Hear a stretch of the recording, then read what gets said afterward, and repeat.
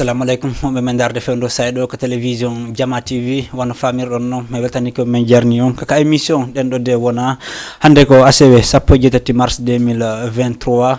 ka plateau Jama Safiatou no do invité be men gadno heewi ga assalamu alaikum Safi. Wa alaikum assalam Hamidou mi hiwrike ma mi hiwro kadi téléspectateur be wonbe darde ka Jama TV do mi hiwro kadi invité be men be invité jo men on minnamo ko sadi ko toli ka plateau Jama TV do. Voilà wono famirɗon non hande Allah lanno ni hande kadi hewtugol ka plateau Jama TV wono men holliri on non ACW jeden fop no 15h yonir harade wondi do ha 15h fiddam 16h fiddam minutaji capande tati hande kadi hewti do ade en tolnude invité jo men on Safiatou en hewtiroyno ka concert mboma dum ko Douta Seck wodno ko yiwden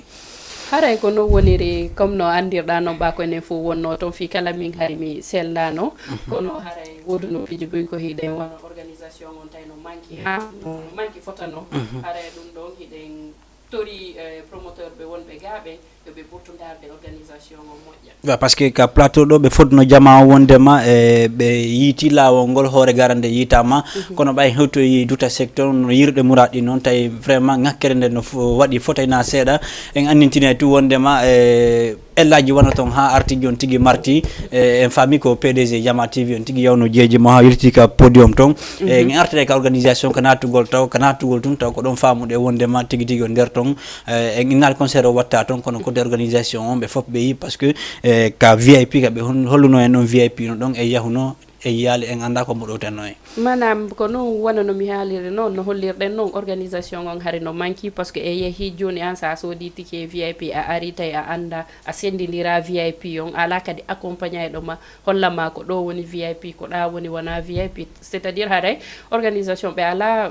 genre organisaki hay fus e hoore kadi sur scène a hino artiste jon honno wonirno kanko kadi yawno ha o wippiti o inni haray o accirini par ce que tawi yimɓe ɓen no heewi ka sen kanko mo faala fijudude public makko kono tawi o wata fijudude public on par ce que tawi sondo e sahay ko nodden oɗo nodda bien vrai que hiɗa wawi noddude goɗɗo waccamo mais hara wona yo fo arka sen ton kadi encombre artision voilà haray nde fuɗɗimude o ɓe ara ɓe inna wondema na ɗum ɗo ha ɓe inni yo foto taw artijo kadi ƴawita e ko ɗum ɗo wanno ella on min ɓaƴino toon tawi no metti fi seeɗa ɓaɗagol par ce que andi winda wolen ɓaɗato tum ɓenna marte ɗon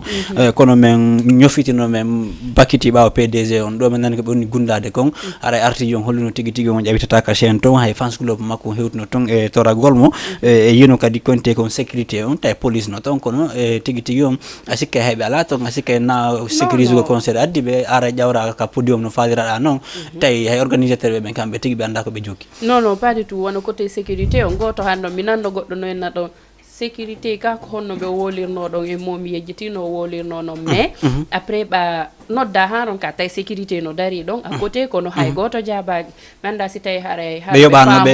siɓe yoɓanoɓe siɓe yoɓanoɓe so tawi tigui tigui on kono ɓe yewtunoɓe ha ɓe ari ɗon kono ko première fois yewgol wondema sécurité no ara ɓe organisateur ɓe inna waɗi ɗum ɗo ɓe salo par ce que déjà hay artiste go ƴawon toon faala perturbude présentateur joni ɗum ko DJ Diaw o nodduno sécurité on kono sécurité on ɓe punnodiri ɗon o famini wona kanko na noddede sûrement haray ko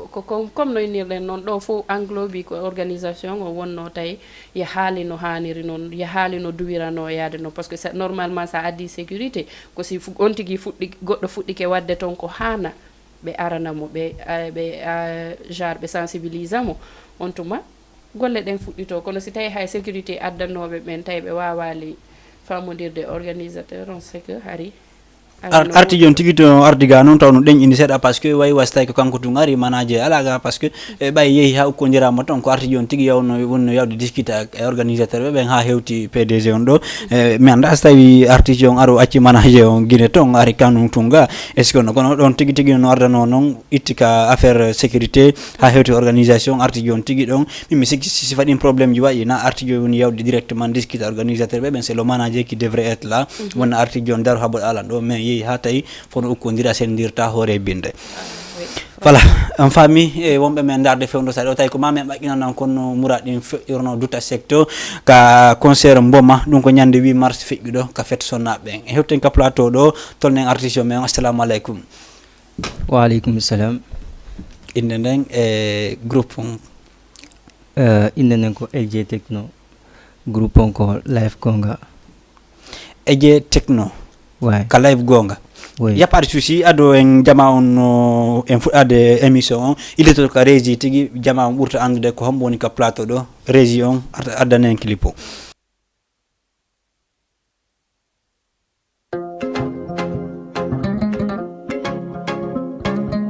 Busta on the track.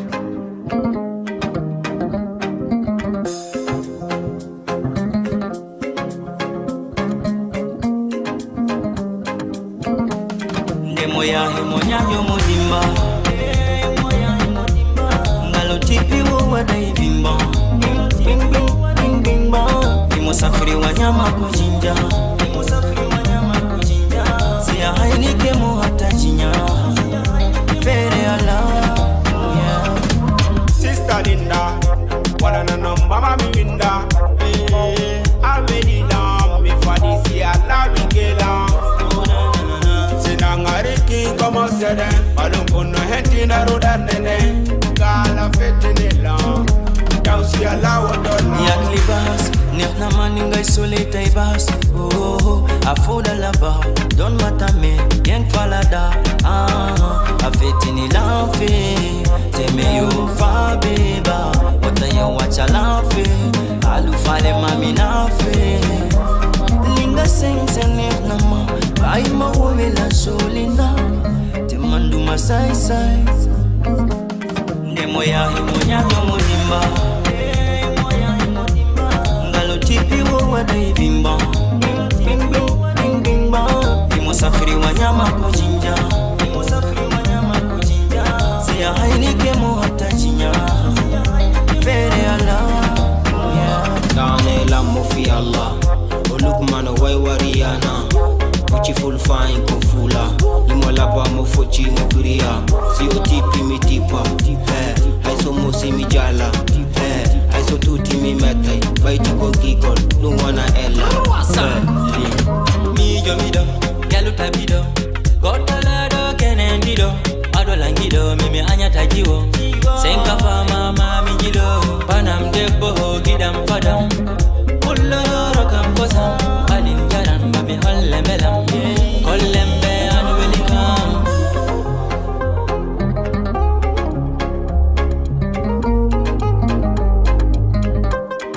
Moya himonya yomodimba ngalo tipi wo wadai bimba bing bing bing ba musafiri wanyama kujinja sia hainike mo hatajinya fere ala modimba ngalo tipi wo wadai bimba bing bing ba musafiri wanyama kujinja sia hainike mo hatajinya fere ala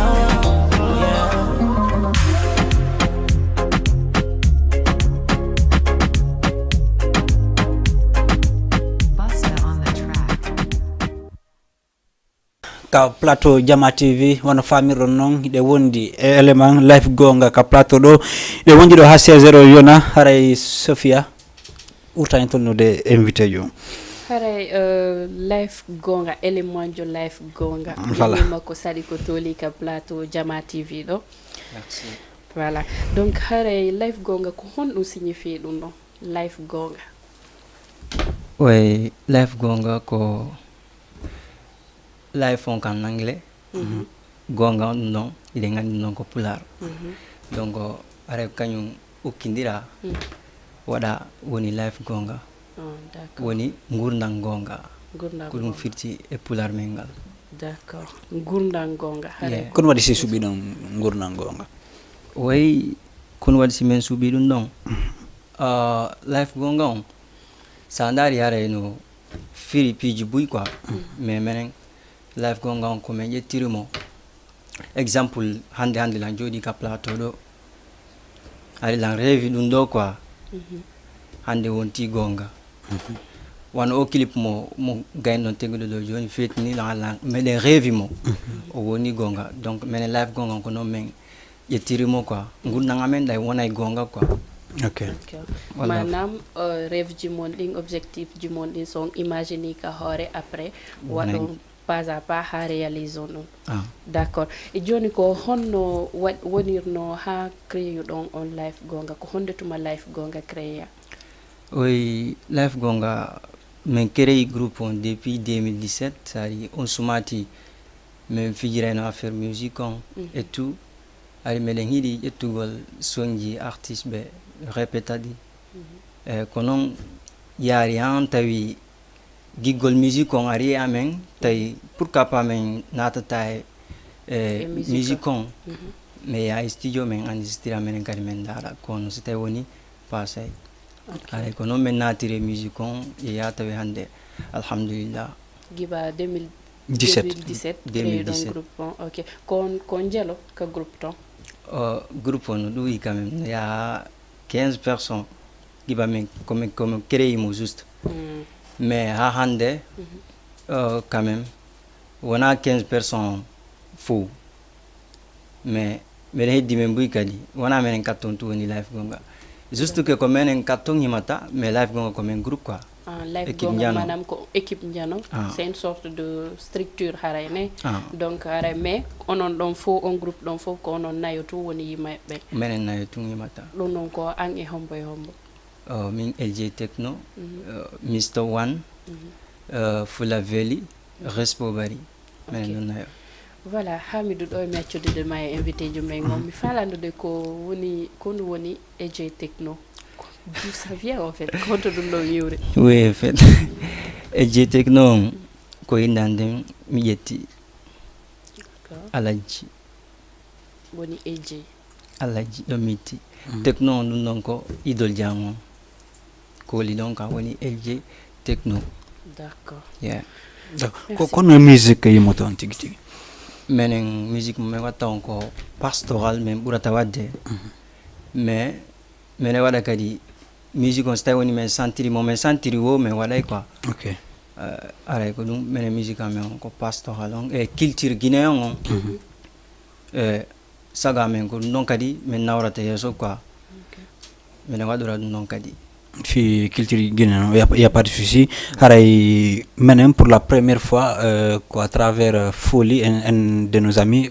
di mojo amen journaliste ko do wadi amen découvrir live gonga ko do wadi karezi be walla en rapidement hen no dire ngene e si radio sabika téléphone o woda ko yewti en ko honno découvrir live gonga balla haray ko on 4 personnes woni yimde fendo saydo haray e der on 4 personnes on mo kala ko rôle honno jouata ka der groupe ton e der côté musique on way menen katon sandari même fo meden fotatom OK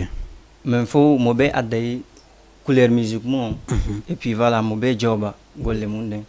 voilà si jetti wana ma couleur musique ma ko non min couleur musique an ko jar wona whisky jar musique do mi mata quoi d'accord haray ko live gonga ni ka plateau Jama TV do de wondi ha 16h yona haray lutten toujours ka Mauritanie ton haray ko fendo say do ko Mauritanie tu woni ko daki don ka natugol musique manda stawi ko début haray objectif mon ko yimugol e stawi do marno objectif go e musique ko hewtu e stawi ko homboy mon subi musique ko onon ka ko musique ko ouais et puis voilà musique on haray men sukundi OK parce que menen voilà de mari golle mo be amen mo be no mari golle mu à part be priorise voilà be holli en si radio tika bogol assalamu alaykum DG Alaikum salam wa rahmatullahi monsieur Hamid voilà me beltani ko ngimorde HLM Grayof ton haray wano famiro non hande meden satini do élément jo live gonga donc LG Techno ko à travers ansi radio men wawi découvrir des groupes live gonga donc wonno den Folie haray la yafino hay artani en ko honno yiruda live gonga ha tawda ko ma menen kadi sutina men groupe on voilà haray mi salmini téléspectateur be Jama be fo e invité je mon LG Techno wana no holirda non live gonga hunde wetaki ko par hasard mais le plus souvent mi jinda YouTube ni mi dara artiste be mi dara sonji go c'est-à-dire aller à la découverte faire des découvertes quoi donc nder ɗon mi hawrondiri o musique maɓɓe ɗo hawrondiri musique maɓɓe e gamol muusi mi heɗiti musique o c'était vraiment tigi tigi ya le rythme ya le flow ya tout ce qu'il faut clip on kadi tawi clip on no waɗi moƴƴa le clip répond à tous les critères tigi tigi bon yugo waɗa promotion parce que ça wiya waɗa promotion hunde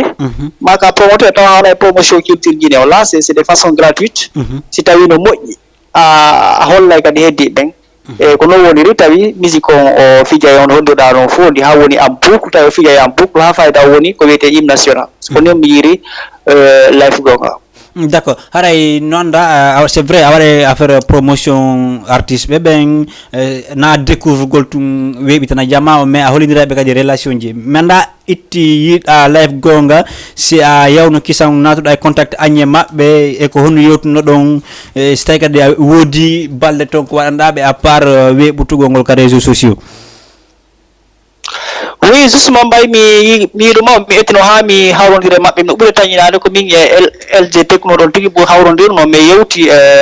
mi expliquani mo ko woni feƴƴude ga kon tawi on say kadi ɗani télé on haari o ɓe daara mo Mauritanie toon tawi woodi boyi signifie haalan belan ɓen ko Mauritanie ɓen par ce que mi halan sikka o début ko Dakar gaaɓe woni mais o firami ɓay mi humpodire ɓe woɓɓe to mi andi ko Mauritanie woni après mi humpodire e elaji ɗon tigi e buye maɓɓe hay mi wataɓe mantade fof mais mi humpodirno buye maɓɓe et finalement mi waɗi article ji j'ai fait beaucoup d'articles e fi maɓɓe e page ji buyi e site ji buyi ha ñande go e artiste jogo wiyeteɗo Fulabi indilan no faala humpodirde e maɓɓe mi ɓanda so bon goto maɓɓe winoɗan ɓe humpodiri mais mi anda suite on compte fewndi. D'accord compte suite on fewndi Elje suite mo hollidirnon rapidement compte fewndi ɗo Fulabi sinara ko partenaire jango andi fimu voilà oɗo humpitaki fimu y a pas de souci si radio après ɗum ɗon ɓe continue toujours parce que ɓe weɓiti kadi ñanden ɗo e clip en fof ɓe darimo ara e wettori photo kono onon sperɓe onon esperɓe ɓe voilà e nder culture on ko onon woni doyenɓe amen ɓe kono jaɓɓorɗa kadi clip moɓe sakkiti yaltinde ɗo on.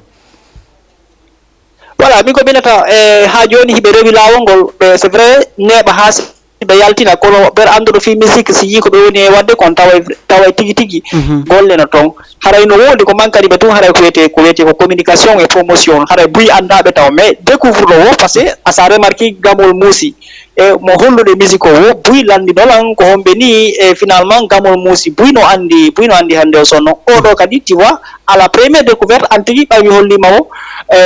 tigi tigi a nemino heddiɓe ko fof waɗotima e heddiɓe buyi ɓemi holli ɓen kadi fof tawata tigi tigi e musique o no weɗi ɓe koɓe watta ko hino ɓendi ɓe defa ha ɓenda ɓe ɗumanno haray ko mankani ɓe tun ko yanñugol piiji ɗi. D'accord haray ko honno noon fi yañugol piiji ɗi mbayɗa andi ko affaire communication ɗum ɗon landi mais se daadi wanno mimi yawno Mauritanie toon haray konte ko waɗugol toon promotion musique o no metti fi seeɗa fotayna seeɗa Mauritanie toon nden ŋakkereɗe no télé ma Mauritanie toon ɓe alaka ɓe yaaɓe waɗa promotion tawata jama wawa yiwde e ɓayno enen yiɗen Sénégal ga ha Guinée ko honum marɗa ko toroɗaɓe. mi torotoɓe hande ko yeyeɓete si tawiɗa wadde golle kelluɗe ndaari woɓe ma yanñande ɗen golle ɗon humpodira e ɓen ɗon hara wona ka haala wi tum on acce hakke ɓuri wolede ɗum donc kono sa defi hunde ha ko tawi nde weeli wotay ko antu ñamata a wawata wiide ko defuɗa kon no weeli goɗɗo hoolo ko si goɗɗo go ñaami wawa hoolade mais ko ɓe watta ko yoɓe andu c'est ya une valeur ko ɓe woni e wadde ko donc haray ɓe yañu promotion c'est vrai Mauritanie toon haray ɗum mannaki mais hande ɓe ɓatti Dakar et puis aduna on no fof no jogodiri donc haray yoɓe yañu mais sa mi hay phase maɓɓe mi ala yiwde phase maɓɓe mi ala yiide communication maɓɓe guila o musique ɗo waɗi wiyete promotion waɗa je n'ai pas vu une promotion là dessus donc haray yoɓe yañu promotion la communication. D'accord haray si radio mais wetanike ma immorde HLM Grave. Voilà e haray mi faala tulannade LG Techno hunde wotere ko jiilan life gonga holliɗo wondema koɓe 15 personnes sa daari ka gabol muusi ɓe yaltuɓe ka fijir gabol muusi ɗo wona ɓen ɗon min mi yi'iti ka fetinilan ko naren ɗo woniri honno sansori ɗon ko honɓe manki ko honɓe ɓeytti zaro honno yimɓe honɓe. Voilà haray clip mon ka muusi sa daari voilà ayni ko 15 personnes ka groupe ton man dastay ko groupe ɗon amani on ka musique muusi e ɓawto ɗum ɗon kadi clip sakkitiɗo ɗo on wona yiyanoɓe ka muusi ɓen fof yaltitiga ko honno woniri wona amuɓe ɓen ka son muusi ɗon ɓen ɗon wona e groupe live gonga ɓe woni d'accord ɓen ɗon ko juste ko danseur ɓe min adduɓe clip on ɓe golle maɓɓe et puis min seedi quoi d'accord mais est ce que ɗon mari toon ka groupe toon à part on nayo yimɓe ɓe si ɗon mari ka nder groupe toon amoɓe spécialement o ɗum ɗon min ala min fuɗɗino mais quand même continali ok ala on ala toon amoɓe voilà haray noon ɓe hikkiɓe toon ɓe voilà par ce que 15 no toon ɓenno kono woni rôle maɓɓe ka nder groupe toon no hami ɗo wona ka moɓen tigi voilà o holli ko yimoɓen tigi hena ɓen tigi amoɓe non andi image ji ɗin change haray ko ɗum waɗi siwalandori noon wono woɓɓe go premier clip on hari ɓe ala rastaji ah ok ko ɗum haray jawinima ɗum on quoi ok ko même artiste woni premier on et deuxième on fof ok ok fof ko menen d'accord voilà sirajo mi anda si a faami ko jaabi kon voilà aray wondema arti clip arano on aray woɓɓe no wanno to rastaji e sifa ɗum piiji ara kadi woɓɓe ari janɗa joni jandi ɓurtilaɓe ko mbuɗi naati voilà aray mais c'est les mêmes personnes y a pas de problème aray DG invité jo ɗimmo no arde aray miɗo andi région humpodirana en e makko himo o hewtiɗo haray voilà lutten voilà Soufia question goto film LJ Techno hare e fewndo créé ton groupe on ko onon ɗa nayo tun créé no mo ha woɓɓe go adéri ka ko honno créé ɗon groupe mon o wa et puis ko ɗum innoma nane komin 15 personnes fuɗɗino groupe on ko onon ɗon jooɗi créé groupe on créé groupe on kominen ɗon jooɗi créé groupe on mais no yarata noon woɓɓe yalti e mum ko jelo heddi to nini tigi tigi ko heddi to nini ko 7 ok donc on faut hari ko on 15 hari ko men 15 hay ɗon mari maison de production ka ɗon mari structure non men ala ɗino piiji ko menen gollanta wara men piiji ɗin fof onon on 7 personnes ɗon ɓeɗa ko ɗum woni rôle maɓɓe on ɓe 3 ɓe yimataɗa ɓen ɗon ko on goɗɗon ko manager amen Ibrahima ko conseil amen goɗɗon ko réglage piiji exemple entourage wol groupe on et puis haalnamo be ko dowa wadde kon ko ɗum noon d'accord ok nda Hamidou ko manager maɓɓe on ko voilà ko Ibrahima woni manager on voilà manda konno vas-y mais nda ko honno fuɗɗori ɗon ono relation wonɗo hakkude mon on ha ari tawi ko kanko suɓiɗo yo woni manager mon on oui Ibrahima aray ko adi kon miɗo weltanomo taw d' abord Ibrahima ko hiɗɗo life gonga avant que mo wonde ménager life gonga life gonga ari meɗen wonduno e goɗɗo goo mais quand même seedi après kanko si o ari ok donc hay ɗo marno manager ɗo meɗen marno goɗɗo goo on ɗon komin seedi kanko o ari men wondi ɓay mo yiɗi ko ɗum waɗi seedu ɗon ara noon ara noon na probléme fus ko won tun andi neɗɗo so tawi woni a hewti hunde nokkel kaari tawi a wawata wallude ɓen ɗon a accitay ko a jonna goɗɗo mi faami hare wata on tigi tigi wallude no exemple mi en wondiɗo joni min wonma wallude mi ari ha nokkel kaari tawi ko ha ɗum wawata hadde mi goɗɗo go waɗuma wallude ma hay si mi hiyani mi accitete ya ndara goɗɗo go ko donc holli tigi tigi on ko ha ɗon wawi on addude ko kanko walli on heɓu ɗon Ibrahima ka finalement ko onon débrouille ton relation ji mon ha way mo tawa ko walli men par ce que ha joni meɗen wondi onon e makko tani ni ha joni bien ara Ibrahima ko ara miɗo salminal mo jooɗi Guinée ɗon miɗo salminamo ko ɓeynamo miside d'accord haray on holli on ala maison de production nini ko ɗum waɗande piiji ɗin fof hoore mum sina premier lamin clip on mi weltanto ɗon Grand Cissé ko Mauritanie woni kanko waɗani men clip on ɗo mi yejjitani ɗum ɗon mi yejjitata kanko finance clip on fof d'accord donc motion et depuis 2017 han say ko fewnuɗen ɗo hande 2023 ko single jijelu woni ko yaltin ɗon way biba non ko 2020 min fuɗɗi yaltingol ok ko 2017 min créé groupe on mais min fuɗɗi yaltingol ko 2020 woni clip musi on mi yaltimo woni 2 ans min jooɗi min yaltina woni corona on ko on sumati kadi adi sa min jooɗi 2 ans min yaltini single amen Dimo sa yi ka chaîne YouTube live gonga haray mo ton woni Dimo woni titre on quoi mais woni 5 mois si min yaltini deuxième clip on Kala ko ndu woni on sombo ko wonɗo wadde retard ji e koko wonɗo yaltinde single ji mon ɗi kono woni sombo mum o ko manque de financement Yeah. ko haray ko noon probléme amen on fof manque de financement andi jar wono menen wonɓe toon ɓen musique on weeɓa toon franchement ko non difficulté ji ɗin ton wono no jooɗirɗen ɗo ni ko plateau ɗo ɗum ɗo ala toon radio ala toon andi koye ɗiɗo piiji invité teɗa holliteɗa hoorema jama on hiyama mais ɗum ɗo ala toon voilà aray ko ɗum holli ko ɗum mi anani mo haalande siradio wondema promotion culture guinéen on téléma Mauritanie toon no ngakki fotayna seeɗa aray welaafi par ce que min mi yewno toon fi haya waɗi taw promotion siɗa mari événement ton ko so tawi kaka groupe ji whatsapp ni ɓe waɗiri promotion on ko ɗon ma waɗa porte à porte ya yewti a jama on mais heɓa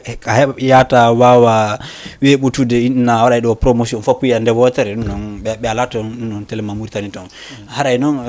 ko pe honɗe noon ƴettuɗon joni fi wawugol heɓugol au moins ɗum par ce que hande sa daari kon ɗo wadde konko muraɗi labbaɗi en tout cas hiɓe jamanu appréciude est ce que manda so tawi o darata téléma Guinée ma Sénégal ga ko honno heɓirton producteur way ɗum ɗon haray komin innata yimɓe ɓen meɗen hattojini e soutenede moƴƴa moƴƴa non mais est ce que waɗi taw démarche fi mum est ce que waɗi démarche fi heɓugo producteur non emen e mum emen e mum hara na yaltingol tun ko hara koyo manager on parce que voilà vous avez un manager hara ko kanko watta démarche ɗin o yaha négociana on ma onon tigui makko yaadum manda so yeehi vers Guinée to ma Sénégal ga fi darugol ɓatto ɗon anduɓe ɓe ma ɓurɓe on ɓe fi heɓugol producteur way ko ɗum meɗen gollude piiji ɗin meɗen ettade ɗin ɗon piiji fof tigui programme on no wonira quoi mais aray ko min natta kadi France ɓe ɓen woni ɗo e Sénégal Guinée Mauritanie partout ko ɓe woniri mbeɗen weltani ɓe weltori ɓe aray koɓe yow ka chaîne YouTube live gonga ɓe abonno meɗen mari YouTube kesso d' accord e ka page amen Facebook d' accord en arte téléma on côté ɗon lutte Mauritanie est ce que ɗo waɗa toon événement ji hara ko live gonga tigui tigui organise événement ji ɗin mi waɗa mais wayɗi seeɗa quoi wayɗi seeɗa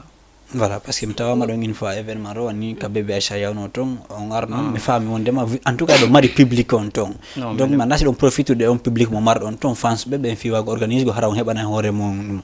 non public on toon meɗen mari ɗum ɗon assuré joni noon par rapport e on public on daarali stratégie no wawirto yañirde e ko wonɗo wadde ko non ɗum ɗon piiji fof ha meɗen e mum quoi meɗen e mum andi golle ɗen weeɓa ko doyi doyi quand même ha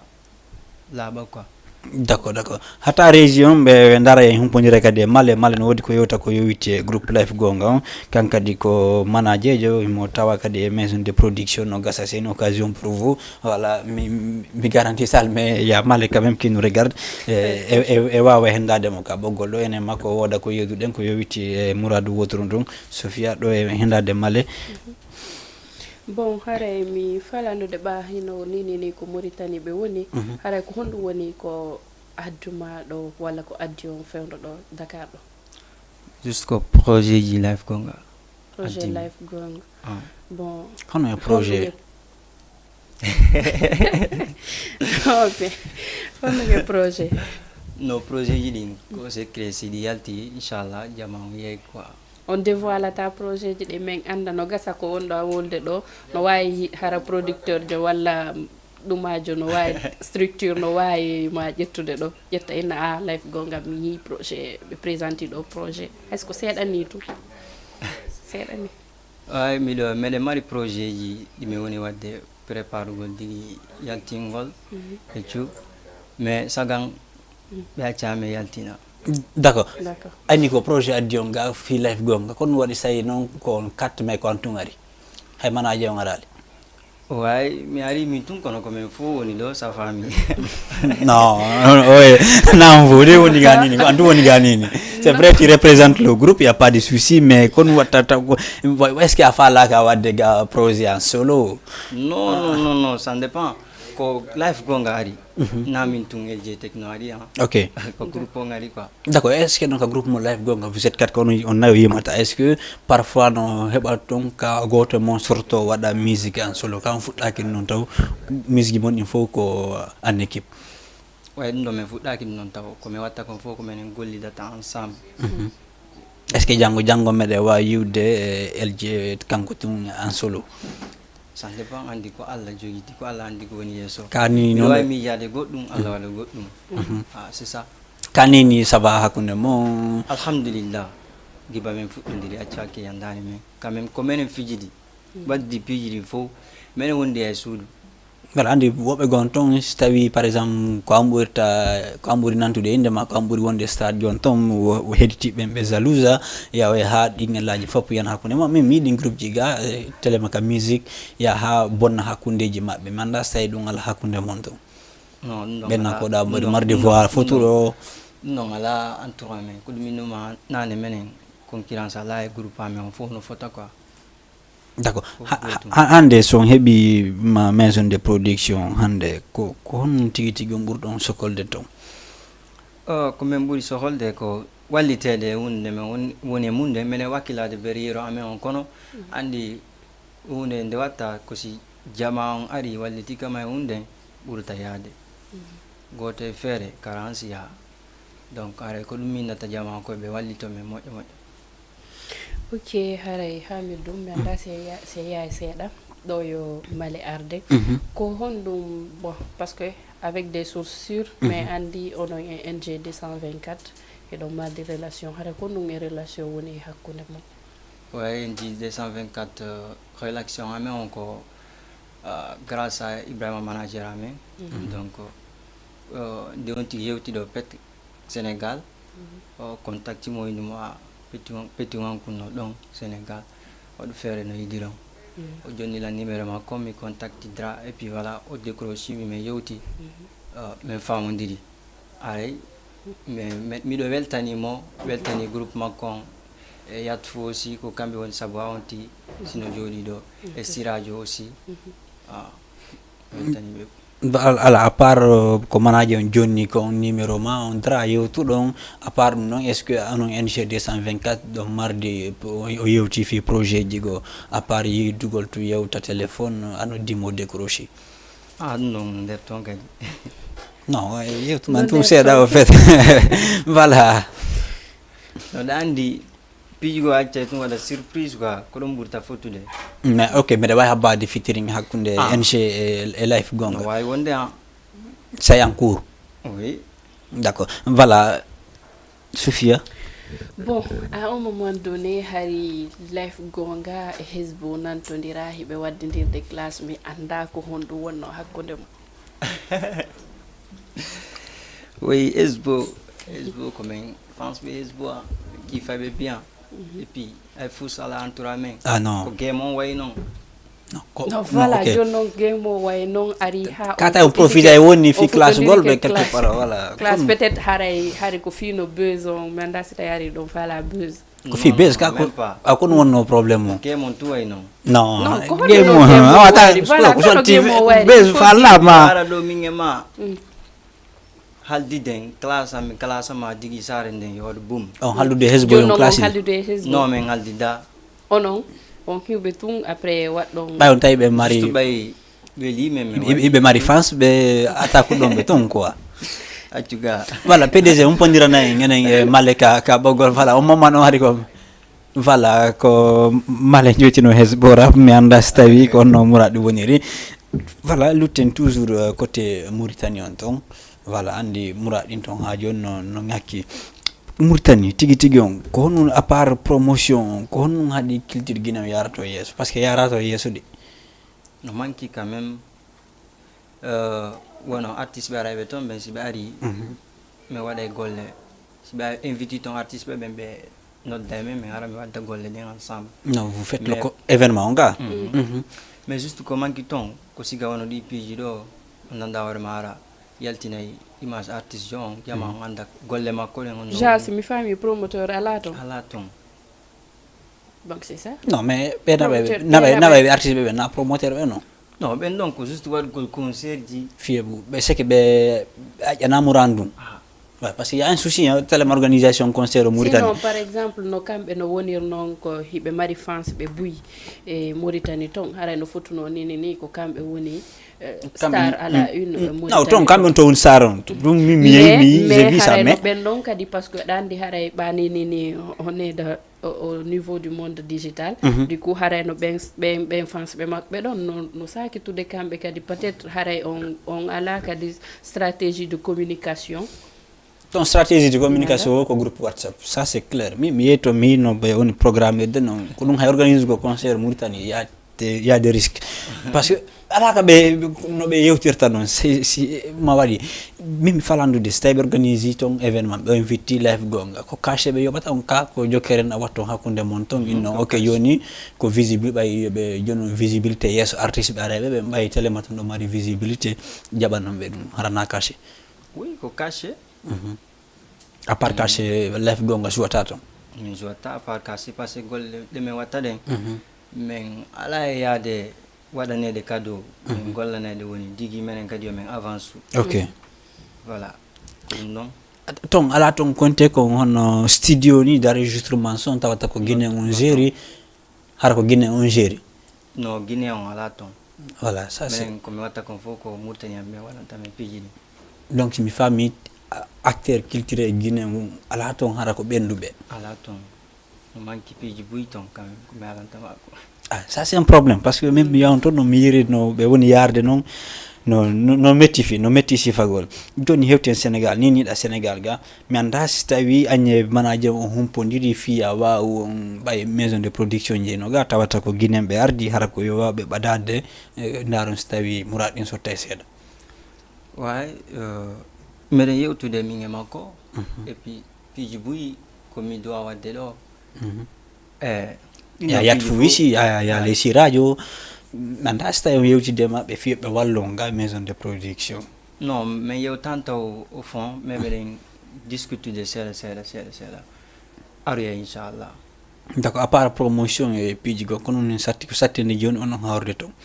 Oh Anthony. Ka golle ko golloto gon musique on andi wela fi quand même no satti surtout on a enen fulbe ben wad gol musique on metti fi famille men on jabata OK aka surtout on men yaltinir non ni premier la men clip on mo ba men hebno mon problème on faut ou bien mo be faut amen. OK Mais quand même alhamdulillah way wasi duito to sede joni quand même yaade kono yotirdon be habbe wawi cippinde bernade. Non andi ala ko fejjata quoi. No kono yotirdon be no gasara on hebi on wanno sensibilisation yotudo don e mabbe ino do be accu wadon parce que no wela on chose de ce genre.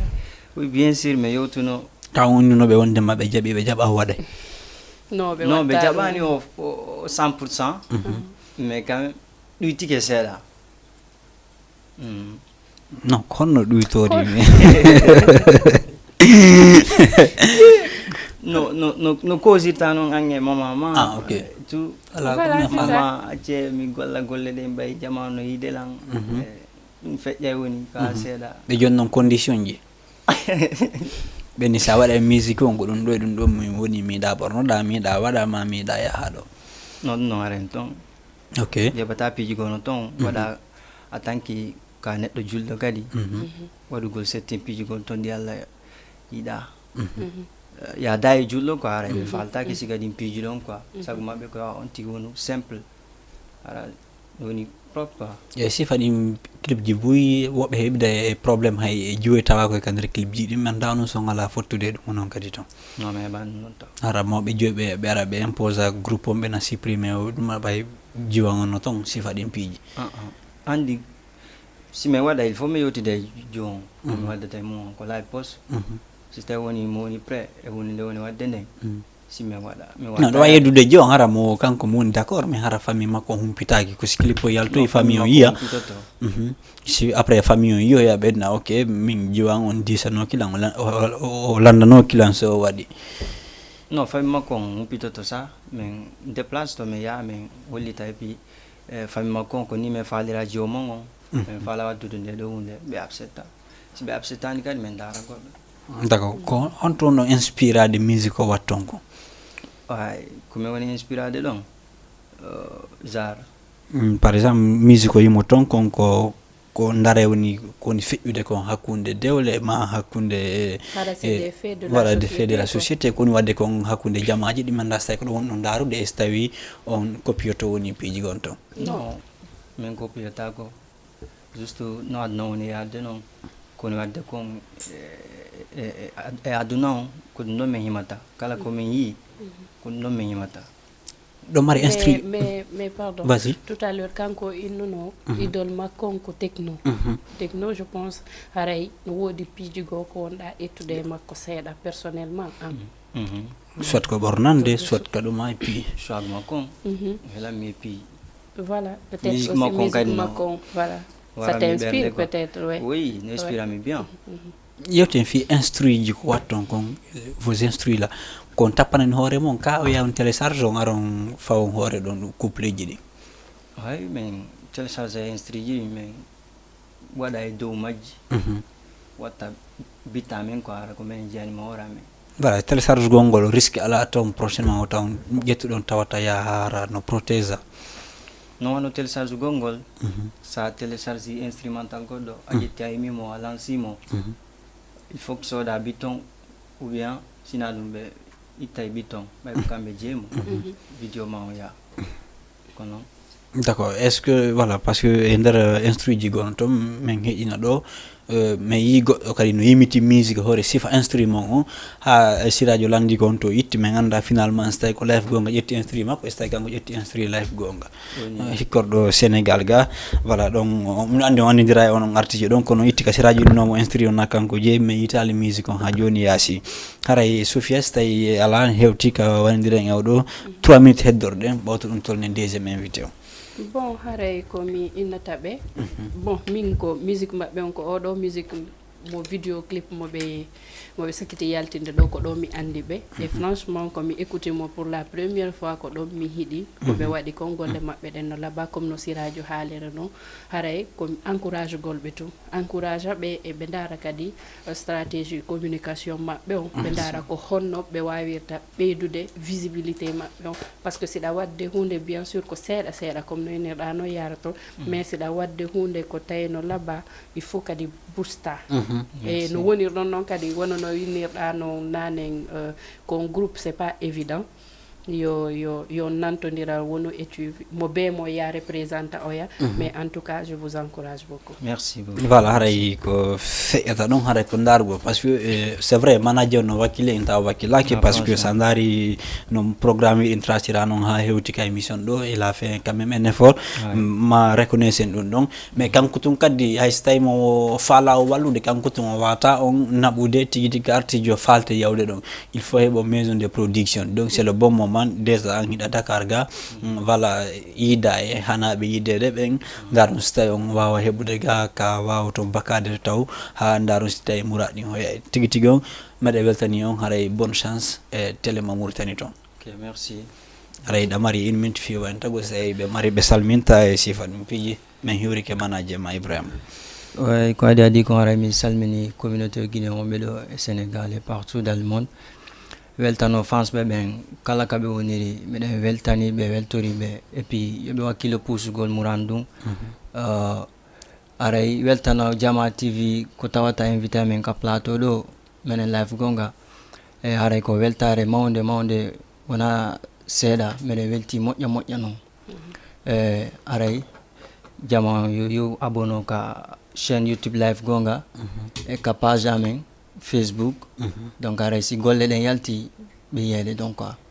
weltano Cissé depuis Mauritanie Bapa Hammadi weltano Misside weltano Siradio Sabi Drahem oɗo Yatfou voilà et puis aray ko weltare mawde quoi franchement enen sam mi weltanike ma voilà momɓe men darde fewndo saɗo en ardi ha ɗo enen et puis voilà yafoɗa vas-y aray hande fayande buuto no mari fayande musique kan fayande buuto waɗi ñalɗi fayande musique no mari hande concert à partir des promotion on salani ɓe yoɓinte ɗo joni 10 000 ko añe rési on ɗa voilà mi salmina ɗon frère Anares aray France ɓe ɓen miɗo invité ɓe quoi France ɓe live gonga ɓen aray on tino tawa ton minen live gonga men aro yese waɗen golle ɗen ensemble quoi men aro waɗen golle ɗen kamamel y a pas de souci voilà PDG rapidement en ɗortitaymo kanko e clip live gonga on ɓawto ɗum tolnen sista Asi.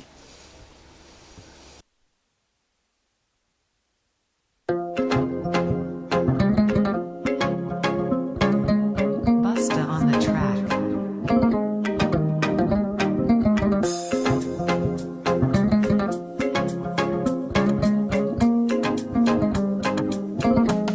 Ndemo ya himonyanyo mudimba ngalo tipi wo wadai bimba musafiri wa nyama kuchinja siya hainike mo hata chinya pere ala Sister Linda, wanna know mama mi winda. I really love me for this year, love me gela.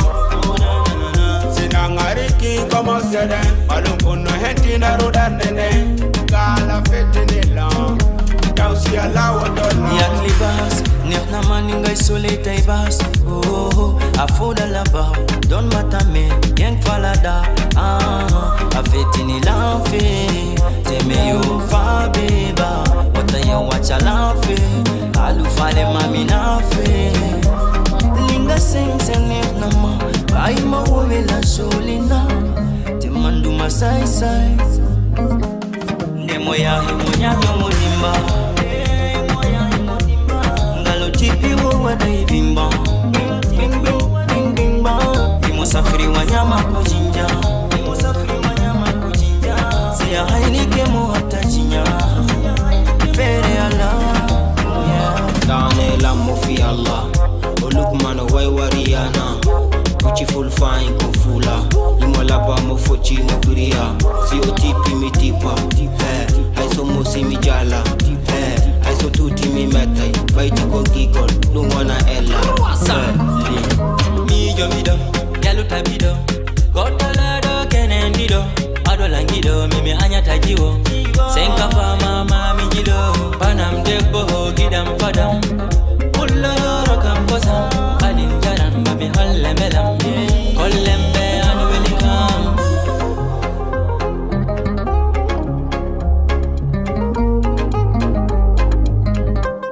ndemo ya himonyanyo mudimba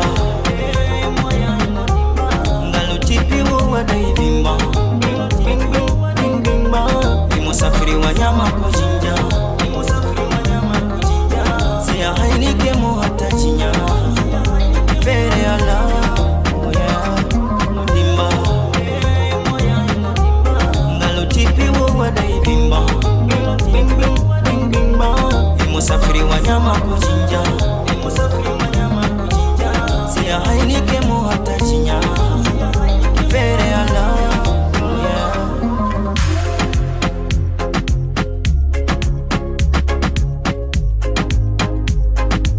Busta on the track.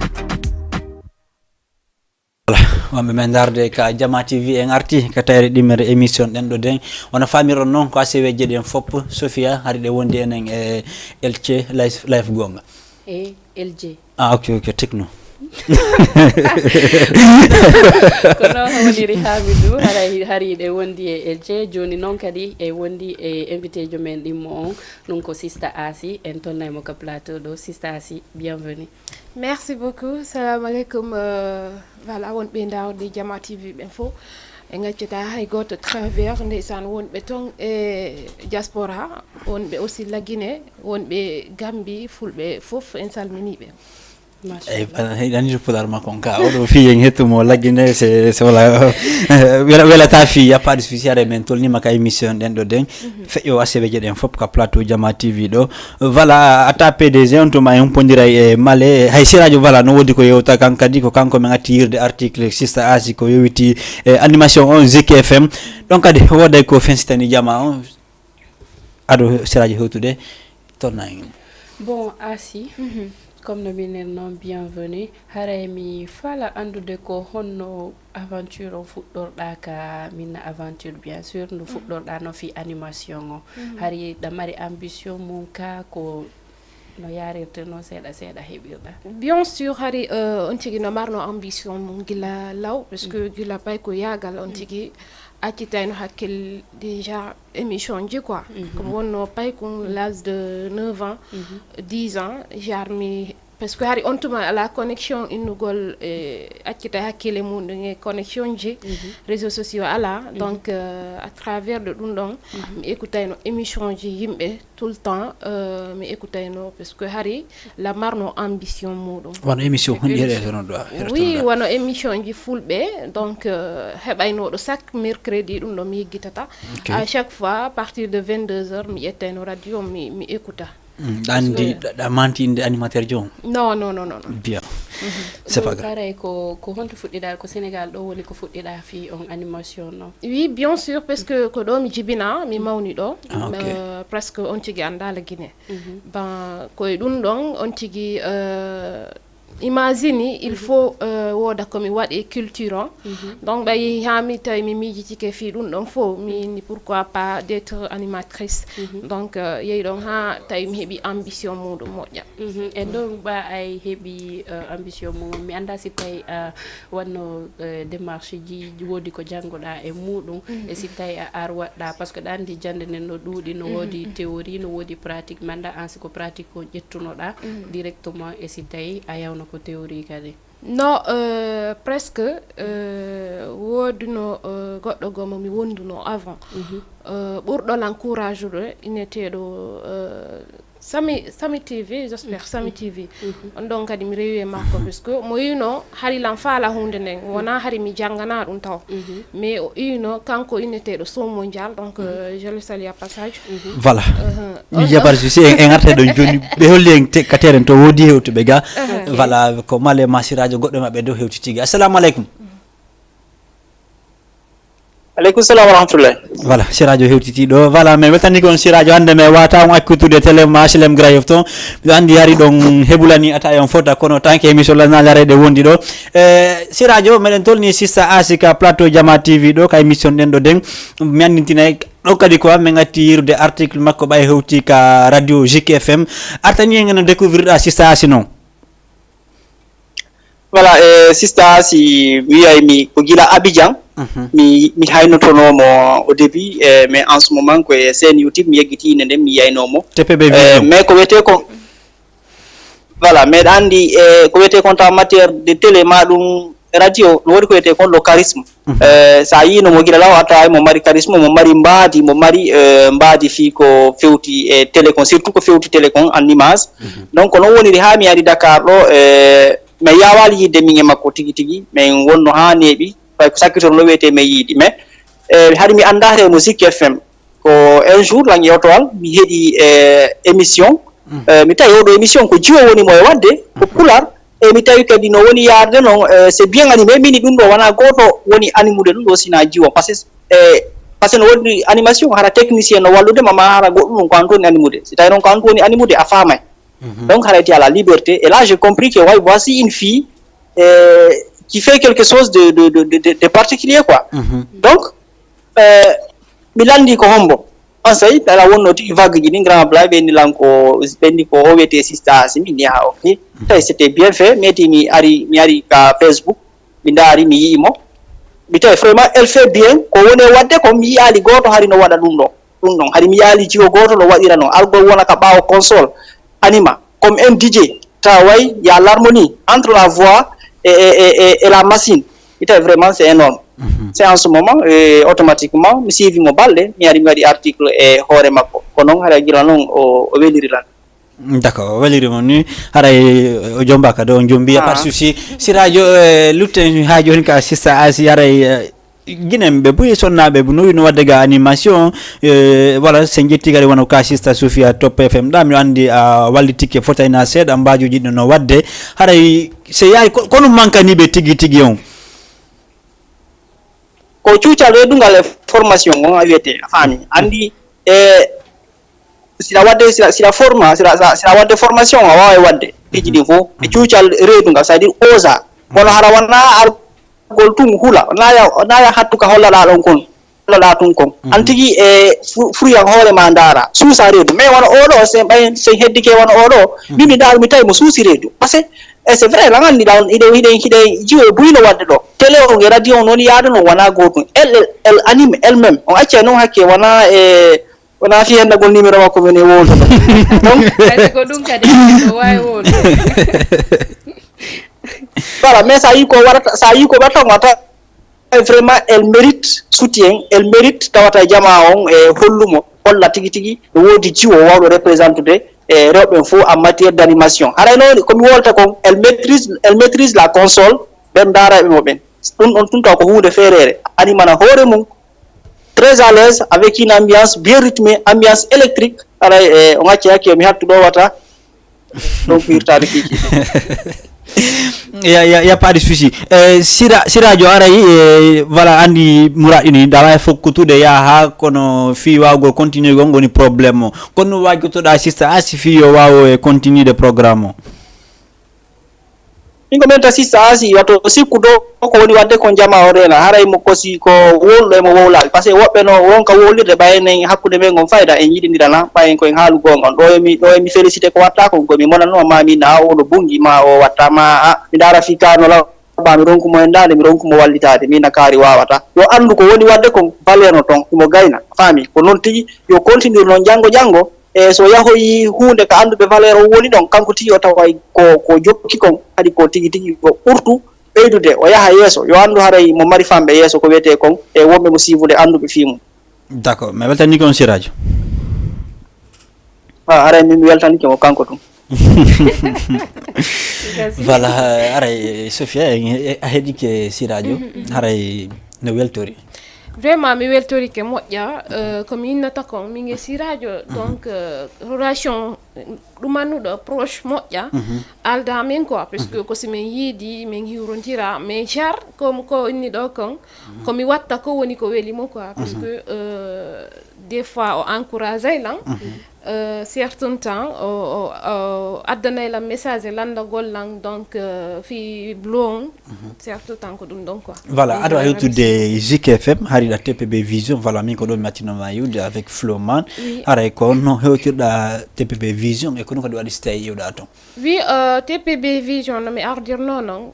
travers ko minnuma kon to mi yawno chaîne YouTube go inneteɗo Sami TV donc inneteɗo Sow Mondial on ko ɗon min ɗiɗo min atti wadde émission mo andanɗa hoore maɗa o invitant e nder émission on comme no jooɗorɗen ni donc inni lan sista si donc da mari ambition waɗugol émission ji min mo wi bien sûr après laati ɗon min yahay tuma artiste ari min yahay akkiyugol ɓe min ƴetta interview dal koye nder ɗum ɗon ha kan kadi o wawi lan encouragé de Buy si menen ɗiɗo min wawi mo be amin jokki joni feere muɗum quoi yeyi ɗon noon kadi ha mi wawi yitude taniraɓe d'accord voilà aray ɓawto a yidude tañiraɓe a golluno ɗon ko ɓooyi après iwɗa mi anda so tawi ko ɓay hari voilà par ce que ay moment donné hari tañiraɓe ɓe mari probléme matériel voilà min tigui mi gère no page on ɗon seeɗa mais yeehi ha mi tawi ɓay matériel on alari min tigui mi marti mi anda kadi so tawi ko martima ko probléme matériel on so tawi a faala tawi yawde tun nokkugo non na probléme matériel parce que ko kanko so ɗuma télé on fayda ko min tu wonno ko ɓurmo gérugol mais yawno ɗon ha tawi probléme des fois heɓay puisque min ala matériel comme no innirɗa noon TPB Vision kadi hari no yaade no haniri noon mais so tawi kadi hen waɗi hakkude yimɓe yeehi ha tawi TPB Vision wawama bloquede donc woniri noon ko ɗum waɗi simi wi TPB Vision hen hakkude hombo je ne sais pas no gassa ko hen hakkunde taniraɓe e goɗɗo go parce que si goɗɗo ari pirati compte haray no woodi ko woni hakkunde yimɓe ok ɗon no wawi wonde voilà après ɗum ɗon voilà après ɗum ɗon on tigui wi TPB Vision yaari Zik FM ko ton mi woni ni ko en fait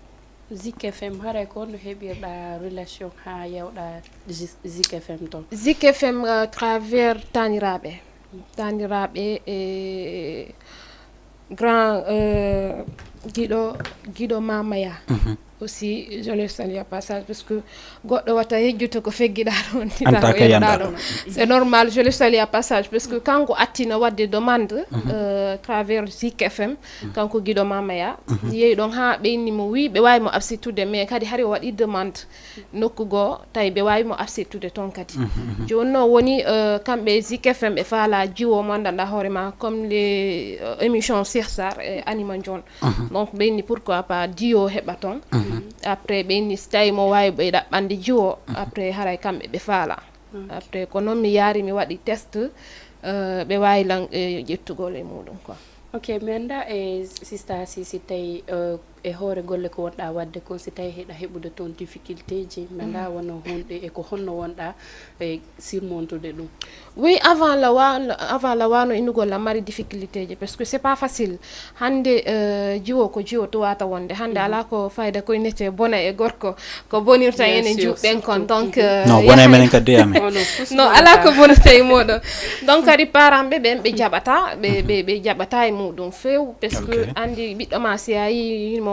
nangi lawol gandaɗa hoore ma yiɗa ko waɗata kon genre a innay mo a yiɗa forcément kadi a jokkitay ko maɓɓe inni kon mais si yeehi han tawi ɗa wawi ɗaynodirde maɓɓe ha ɓe waɗa faale ma on aussi haray ɗum ɗon kadi ko non wonirno parce que difficulté ji famille on tigui ɓe nana mi nanay haala wo haala donc ko jokki ɗo kon ko affaire bandiyagal ko bandiyagal woni wadde genre ɗum noon fof mi acciti yawti quoi min c'est pas la peine parce que hande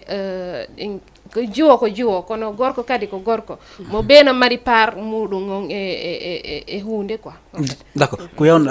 Zik FM hari ko dio an tigui ayni ɗo kono ay moment donné no mi wonno yirde muraɗi noon yeehi ha tawi ko an tu won ton kon to ɗimmojo ma woni non ɗimmo jangono ton parce que ko 2 jours wonno ko ɓe jonni men émission nder Zik FM 2 jours mais certain temps ko ɓe yeehi ha ɓe tawi émission on no ɓurtude yaade quoi ɓeyni pourquoi pas ɓe ɓeydana men aussi 2 jours joni nder ɗum ɗon hari ko diyo ɓenni tout le temps mi joɗotono ko ɗum ɗo ko ɗum ɗo ko voilà mi alano joɗagol ko technique minni pourquoi pas min kadi mi wawa wongol ko technique mais certain temps hari mo mi wonduno min alano famodirde ɗum ɗon fiyo mi woni ko technique o jaɓatano la plupart hande minen juɓɓen ko ɗum soñji men hande à passage sister Sophia no wawi wadde émission c'est normal Asi no wawi wadde émission Sophia no wawi wadde émission mais hande ono worɓe ɓe si tawi woni hande ɓe wala min wallitade hunde nden alano min suusira certain temps no yahay ha ƴetta courage ma inna vraiment ɓay woni golle ɗen il faut mi waɗira ɗi no haniri noon min kadi il faut mi suusa quoi des fois wonde sa woɓɓe maɓɓe na taƴugol ma des fois woɓɓe maɓɓe ko yoɓe inne non c'est pas possible an a wata wonde ɗum ɗo an a wata wadde ɗe golle ɗo genre psychologiquement ɓe cippina compétence ma ɓe hutid ɓe waɗama en manque de confiance e hoorema ha an tigui abandonna mais heureusement pour toi an wona tu n'es pas oui heureusement parce que la première fois nde mi ƴettata technique on c'est difficile quand même c'est vraiment difficile je me rappelle ɗum ɗon no musannola moƴƴa mais on tigui tawi ma wona suusuɗo quoi parce que la première fois je salue aussi grand Chérif c'est un technicien là-bas au Zik FM o inni lang sistasi donc ɓay a yeehi ha tawi ma suusa waɗa émission il faut ndara si tawi a wawa nangude technique on minnimo c'est pas facile mi anda si wawi wonde parce que hande matériel jiɗɗin tawo no seeri no satti wona innugol haray yomi yew ko petite radio ɗo ɗon to Zik FM fo no andi ɗum ɗon min comme woniri ni c'est pas probléme min kadi mi wawa darugol kono mi gérita laati hari momi gollidata on o yeehi no village mabɓe no wodi no programme o yeehi joni o inni il faut joni mi wawa nangude technique on parce que c'est normal min ok pour pas de souci donc ko non on grand Chérif ɗon ari hollilan certain quelques minutes o ni lan ko ni waɗa waɗirde ko ni minimo ok joni on tigi o yehi o accidi ɗum ɗon e on tigi min joni hande simi bonni matériel hande gon hande ɓe nanggaylan ɗo aray fayi kelam min y a pas de souci donc je géré ça han lanni waɗali probléme min waɗali nder ton probléme deuxième jour on waɗno probléme quelques problèmes après monsieur Bougane ɓe noddi lan mais Allah waɗi wona ko satti o haalni lan ko conseil gollan tum parce que hari mi huuli quoi mais kono PDG quoi voilà d'accord après finalement ɓe acci continue ɗa waɗgol technique on bien sûr ɓe acci waɗugol jonnugol lan ɓe ɗumanni ɓe engagé hande kadi jonnugol lan wona momi gollida tan 2 jours ko technique min kadi 2 jours ko technique parce que yawno ɗon ha certain temps min fuɗɗi discutude affaire technique parce que mo innayno lan mi jooɗoto donc min namo non ɗum ɗo wata wonde parce que hande golle ɗen koye fof hawtiɗe a wata lan innugol ko ɗo mi wonata ma ko ɗo mi wonata donc aru mi ari ok donc non woni yarire il faut savoir c'est à part ça ɓaydo andide sistas no laɓamo yiɗo fo no faala quelque part ɓe allama waɗe toon chantage nder golle ko watta kon fof non ɗum ɗo ɓe alala comment non ɓe alala wadde ɗum ɗon parce que ton ko respect wondi langue ɓen ton vraiment ko sénégalais ɓe andanda hoorema aussi ɓe woni ouverte ɓe toñay lande vrai si a yiidi langue maɓɓe ni a innayi non ɓeɗo no woodi ko wondi ɓe hara noon ko respect du wondi men e golle parce que min jar nde mi arta heure an 22 heures aray bus fayre jippike donc c'est pour cela sistas kadi mi yeeɓe clip ji mi yetta ka clip ji haray ko no woni waɗirde ko an tigui arta inna joni ɓe habbo taweɗa ka clip fi visibilité ka ko kamɓe arta e vers ma si ɓe ari ko nu yewta toon tigui non wona clip momi atti yaltude muɗum neeɓi ben je me rappelle pas ko wondi tuma mais clip mo neɓali on petit ba on ɗo min yaaduno tourné laguine koye nder ɗum min annidiri o ari ɗo inni pourquoi pas sista simi noddamo o fi mi waddu clip donc kono yaari ko tourné on waɗno ɗo laguine mais yawno waɗugol tourné village quoi yawgol antay ko noni rôle ma on ka tourné toon voilà tourné o min ko présentation o mi wonno waddu ok voilà c'est ok ok sista si en dehors de ɓen ɓe gollidata toon comme no eniɗa noon ɗandi jiwo kanka yaari o golle ko watta o harayno satti peut être entourage ma o woɓɓe innatama sista asino towniti ala nande si faɗin piiji ɗo ma ɗum hiida e moɓe wonano haaliri noon chantage ji no ɗuuɗi woɓɓe goo hay si tawi wonaka gollata ɗo mais e monde mo wonɗa on par ce que ɗo ko e monde showbiz wonɗen haalde film est ce que a heɓata wonɓe mo wadde chantage après c'est feƴƴen ɗon ba min nata wata wonde parce que hande aduna on no fewndi ko andana hoorema bonon daw no ɗuuɗi bonon daw no ɓuuri ko moƴƴata kon donc no woodi haalalnayi ɓe lan hundeji mettay ɗi lan mais mi andinayi ɓe place maɓɓe en quoi parce que a wata inugol goɗɗo haalatama ko boni ko towuɗa o ko towuɗa walla goɗɗo inatama ɗa bungi donc ɗum ɗo fof mi anday no mi gérira quoi hara mi waddale jaman ko kani quoi ok wono ɓen innayɓe ma ɗon ɗo bungi walla sista sino townintini par exemple si goɗɗo haalniɓe fima ko honno sa nani ɗin haalaji ɗon ko honno wonɗa gérirde émotion ma o ba mi gériray hara mi waddale hunde parce que si mi naniri goɗɗo haalilan haala donc la wawi mo noddide min haalira doy wonata haala wi innugol mi waɗay probléme ma min sonkay goɗɗo nanira lan waddi goɗɗo probléme quoi parce que gila mi manditi hoore an min mi anda probléme komi neɗɗo mo andanɗa hoorema si a yilan ni sa parce que koye nder radio on tigui wonta neɗɗo fidduɗo nder ton quoi mais min en général sila min tum walla silan e famille an on genre haray mi ɗuuɗa wowlo quoi parce que personne timide voilà ok maintenant par rapport e golle ko wonɗa wadde comme je sais pas si tawi tu es avec relation mo marduɗa an e juɓɓen ka monde ka communauté men ɗo anda ko relation honɗo marduɗa e juɓɓen wono animatrice ɓe wono je sais pas ɗo ɓenne tigui tigui on sista asino townintini juɓɓen haalay ɗum honno e relation marduɗa non min no mi fenata relation ji goo mi alda e juɓɓen parce que genre ko riya tum mi ɓuri andudirde e culture on riya taniraɓe on donc avant presque mo wonde musique on min hawti e chambre goto ko amen mi wondi kan kadi mi yahino ko mabɓe mi wonda genre ko on ɗon mi ɓuri suusude mi wondi kadi mi weldi hoore ɗum ɗon yehi ha genre mi yiidi kadi umu lastar umu akim donc kan kadi mi wondi genre meɗen andidiri quoi kono so tawi a yehi ha tawi a weldali on tigi ha suusodirɗon ha waddugol piiji gon gono ton o wata innugol o welda giya weldugol voilà aɗa feɓɓide lutten ka ummu hakim ɗon parfois añi hakim wadde vidéo ji ko mo invitatama ka ko hakim non ɓen ɗon ɗiɗo woni ko neɓuno komin andidiri genre yeehi ha mi weldi hoore ɗum ɗon ummu c'est mon meilleur ami donc je le salue à passage yeehi han tawi kamɓe pourquoi pas ɓe tawnoralan e vidéo ji maɓɓe quoi genre koye ɗum ɗon quoi voilà aɗa ƴettude voilà PDG walla men mi humpodira e malle no woodi ko yewto kan kadi ko mi landotomo ko yowiti invité ɓen ɗiɗo ɗo ɓawto ɗum e continue Sophia vas-y voilà aray joni a waɗay animation parfois a waɗay ɗuma téléma ka siveɓe ma ɓe bontañini ko fuladdu ɓe ɓurtama heɗagol e guinéɓe ɓen fuladuɓe ɓen wona innugol hannde komi fuladujo walla komi tukulor walla goɗɗum ngo genre ɓay mi yeehi ha émission amen o min innitrimo Sénéguiné donc fulɓe Sénégal no mari part e muɗum quoi e fulɓe la Guinée mais la plupart goɗɗo si noddi nder émission o ko ɗo son mi faala kon ɗon wattante quoi d' accord haray guinéɓe ɓuyno waɗa ɗo animation ji e radio ji e ka média ji yimɓe leydi ɓen ga haray kono ɓe jonnaɓe toon condition ji ɗi andanɗa hoorema no metti fi tigui tigui o manda an toon kono condition ji ɗin fi sayɗa faala infutude ni goɗɗo wara ka plate ka studio ma toon yo yewtu kono ɓennuma tigui tigui non ɓe innalan hay fuy mais genre komi innata wono artiste ɓe ɓen hannde genre siɗa yaade émission goɗɗo vraiment comporte ɗa ha moƴƴa wattoɗa ha moƴƴa no hanniri noon mais la plupart komi ɓuri yiwde muɗum ko mettilan genre a invité goɗɗo hara haymo wawa iwtuɗo golle quoi ara inna to naata ko studio goɗɗo genre ɓe watama jaɓande ɗum ɗon mais mi heeɓi jour mo andana hoorema ɗum ɗo ɓurila wadde difficulté muɗum mi heeɓi invité ɓe 3 personnes genre no gasa si ɓe darude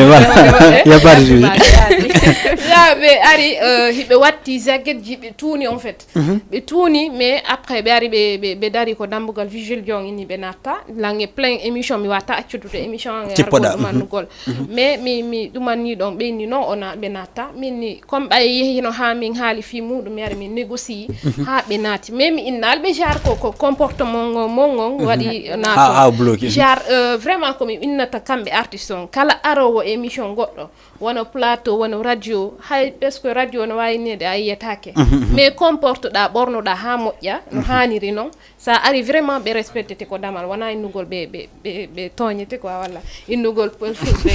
e pas de souci ka plateau ji ga souvent kadi ɗen heɓa sattendeji par ce que ɗa invutude ɗo goɗɗo innama émission ko 19 heures fuɗɗoto occa ha 19 heures so iwa ka suudu nden mo wara tawa fayda émission mutigde mi andan kadi siɗa heɓa ɗum toon oui no wawi heɓude par ce que émission ji bus a yiyay ɗo goɗɗo no ƴetta 2 personnes en même temps heure mo andanɗaroma 1 heure de temps donc 22 heures ha 0 heure min saggo émission kala mo mi ƴettata haray ko neɗɗo goto mi wata ƴettugol e muɗum on tigui anda e muɗum yiyaw e muɗum hoore mum moƴƴa haray na innugol dans 30 minutes hara on tigui mi accitimo yeehi quoi walla mi ƴetti goɗɗo go puisque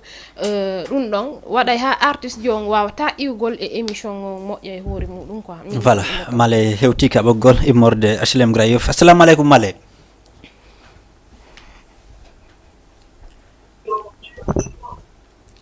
allo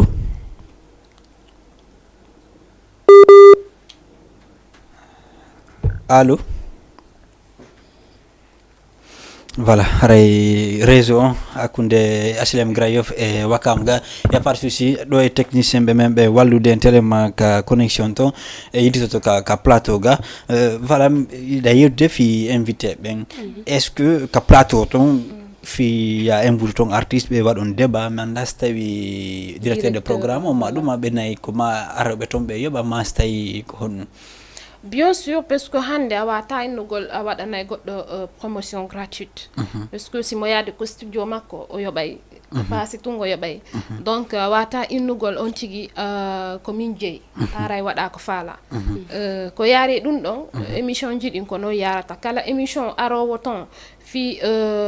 innugol waɗay publicité événement muɗum non ɗum ɗon c'est on est d'accord obligatoirement mais so tawi noon ko minen ƴetti voilà proposition amen idema emvutugol mo quoi ya pas de souci ɗum ɗon ko haray ɗum ɗon yiɗa emvutude ɓe jonima liberté emvutugo mo faala hara yoɓata non ɓe natama oɗo non ɓe haalata d'accord parce que ton la plupart émission goto men mi waɗuno ton ɓe rejeti donc parce que momi wondi on mo yiɗi waɗugol genre émission politique genre ɗin piiji quoi ok ko ɗum ɗon to woni ɓe jaɓata d'accord musical y a pas de souci ka studio ton ɗamari autorisation emvutugol jello en même temps ça prend combien de personnes 3 personnes en même temps wala 2 personnes parce que un jour goɗɗo ardo noon ardi 4 personnes woni difficulté on tigi ranki natude mais si tawi woniri noon ɓe sikkay ko min woni e sombo mum voilà te hara wona on tigi jeeyi radio wona on tigi inne ton ko contrat mi mari ton wona goɗɗo ngo quoi d'accord wala ka contrat haala hoora e salaire no woodi sistas mari ton salaire ga on tigi de koy non on tigi dal ko innata yettude Allah parce que ɗuma honno inantelam première fois ça a été difficile parce que ko ɓay to on tigi no yiɗi affaire on parce que min no woɗɗi komi hooɗi ɗon donc on tigi wayno toon law mi ara mi waɗa émission ngango mi hoota d'accord mais harayno no wonno difficulté ji boyi ko wonaynoɗi nder ton mais avec le temps cinara ko guitande wayriti mino sistas ka yewti fi voilà fi affiche je pense ka senti halu ko fala halu vas-y ko ɗum tigi mi fala non je te laisse non vas-y non vas-y voilà affiche ka don wadde émission Sen TV konto fewndi émission Sen TV on ɗum ɗon c'est bientôt parce que on tigi yewtude maɓɓe ha ɓe innillam ɓe faala émission on ton misaa ɓe yi golle an nden ko directrice on noddunolan après mo expliquanilan faale maɓɓe on donc c'est pour bientôt inchallah genre ko émission on ka radio zik nattirta ka télé c'est la même émission non ko émission musicale ko nder télé e hoore muɗum mais kañum e radio on ɓe bokka e funde quoi d'accord mais ko émission musicale quand même waɗita ka télé ton kadi bien sûr mi fami sifa ko DJ Diallo ko culturel quoi culturel d'accord haray mi andi neɓata waynodiren e Sophia si tu n'as pas d'autres questions on va toujours tenter d'avoir mal parce que même fallait au résumé mais MPK Live Gonga et si ça c'est donc mais le réseau voilà du côté de la régie voilà il y a des soucis vas-y mais dans ça dal en tout cas mi salmina aussi fulɓe ɓen fof parce que hande si yehi ha mi hewti hunde nde andanda hoorema hande lan andi musical ji fulɓe fof à travers de DJ Samba je le salue aussi parce que hande innetake pullo ko pullo Fouta ton pullo no heewi e mon ɗon donc si yehi ha mi maîtrise ke fulɓe ɓen fof hay kamɓe des fois ɓe nodday lan ɓe encourage ay lan donc ɗum ɗon tum lan salmini fulɓe ɓen fof mi accali hay goto en fait voilà en lutte ka passion 224 Sophia ko ɗon falaka yewtu voilà artani en no hewtirɗa passion 224 non passion 224 la mandi ɓe mari ambition mo danda hoore maɗa culturel on ɓe wawi fi muɗum golle culture on ɓe wawi fi muɗum golle ɗen ɓe wawi fi muɗum en tout cas ko ɓe meilleur mi wata innugol si yeeyi ɗo noon ha tawi on tigi yeeyi heeɓi faale natugol nder Passion TV ko ɗum ɗo wanno simi passion ko ɗum ɗo wanno simi naati toon quoi voilà itti noon natuɗa kono yiɗirɗa muraɗi manda so tawi ko wonnoɗa yiwde ko aɗa natude tawɗa nder toon bah oui la wawi innugol ko ɗum parce que hande mais fof komin jeune ɓe andanda hoorema min tun sistas la wawi wadde ton golle ɗen Sophia no wawi wadde ton golle ɗen G Mali mo be no mari ton part mum on donc ko woni tun nini ko ɓay meɗen jotti seeɗa tum mais nde min immiti wo kadi yimɓe ɓe ganda inchallah natugol ma ton ngo addano haala wi seeɗa non addano haala wi par ce que menen min humpitino wondema hari woɓɓe no faala woɓɓe falaka tigui on adduno toon ñoña seeɗa mi anda ko no woniri non fo no faala parce que hande sa hari ko andana hoorema bienvenue ma no toon vraiment ɓe encourage ma ko ɗo woni werde nde sa hari kala no ardirɗa noon a woni ray ɗon genre ko ɗum ɗon mi heɓuno toon mais mi alano difficulté toon hay fuy voilà ni ɗon jottindi seeɗa man rasta a fala ko mi woni yodde ko nder ton kon par ce que mbeɗen andi Mourad ni no ngakki ton ala yarde no haniri noon itti événement non mais kanko ko ɗum kala kanko invita ɗo voilà itti événement mo on des octobre passion mais ni fi golleji ɗin no darti taw meɗen jotti taw seeɗa non no darti parce que ça va pas non meɗen jotti taw seeɗa ko ɗum to darti ça va pas itti événement on ka des octobre voile d'or to hara min famille wondema min anda tigi tigi on ko honto ngakkere nden iwri kono fewndo sayri o ton on famodira non meɗen famodiri parce que meɗen yewtude hande min fof min yewtay si meɗen faala humpodirde min humpodiray donc ala hay goto jogodirɗo ton e piiro e goɗɗo min fof meɗen jogdira toon piiro mais est ce que réunion ji fuɗɗaka ɗo yeehi ha réunion on hay goto non meɗen wadde réunion fi kala namin pose ɗa question on ko sitasi kono meɗen wadde réunion et pourtant la dernière fois je t'avais dit meɗen wadde réunion ji min nodditirirde réunion ko woni men mo be amen taw humpitike réunion sakkitiɗo ɗo hay goto e hano ko mo jonni on humpiti ko no woniri ka wona d' accord aray en tout cas yo Allah hejjindin on nder ton Mourad ni wela fi ya par souci sista asi haray say mo happanaɗe o neɓata hewta haray ko on torotoɗa ndareɓe maɓɓe voilà ko innugol tun ko encourage gol artiste ɓe ɓen fof e kala mo andanɗa hoore ma no culture lagine on encourage gol juuɓe ɓen fof parce que hande c'est pas facile mo ɓe no wawi nande hunde ko mettata ɗum ko innugol tun courage gol goɗɗo no hani quoi parce que wata min numi courage e hoore am mi acca goɗɗo goo parce que golle ɗen c'est la même en tout cas dal mi torano kadi fof jaam lagine kadi Allah moƴƴinana en lagine moƴƴana wawi hotirde ko meɗen ko han fen nonde ma anda toon buy c'est non y a pas de souci Sophia say no poɗade ɗum haray ko no woniri Hamidou mi weltanike ma hande kadi ko Allah newni fottituɗen ka plateau men ɗon mi welta ɗo kadi téléspectateur Jama TV wonɓe en darude mi weltano invité ɓe men ɓen ɗiɗo kala ɗum ko e ɓeɗo hewtay ɗo en ƴetta ɓeɗo fala y a pas de souci anden ko honno addi ɓe kawandirten oui allo jarama oui tan la ton ça va la ton alhamdulillah ko male immorde SLM Grayof oui voilà male ari men etike endagol ma fotayna seeɗa immorde ka tayre aranere hari meɗen mari ɗo live élément jo live gonga ɗum ko artiste ɓe men hikkoranɓe en téléma Mauritanie en attore ɗon hari min faala humpodirde mon andino men ko honno attiɗo yirude groupe live gonga o bah déjà mi weltano lan salmina invité ɓe mon ɓen lan salmina ɗon sista si mbeɗen suivi on depuis Grand Yoff. Voilà, Johnny Fico Fundi Life Gonga, c'est un groupe que moi j'ai connu à travers Siradio Sadi. Voilà, quand on édité la première fois, son nom ko Moussi. Donc vraiment son nom là, gila ontuma, la wattani hakkile maɓɓe golle maɓɓe den quoi. Donc minani ko jodiri sengo Mauritanie ton. Ils font la fierté aussi de la musique guinéenne sengo maɓɓe ton. Donc meɗen weltaniɓe moƴƴa meɗen yiide golle maɓɓe ɗen ɓe ɓurfu wakkilade voilà ɓe andana kamɓe tum ɓe mari fans ɓe hay Dakar ɗo ɗum ko menen. D'accord,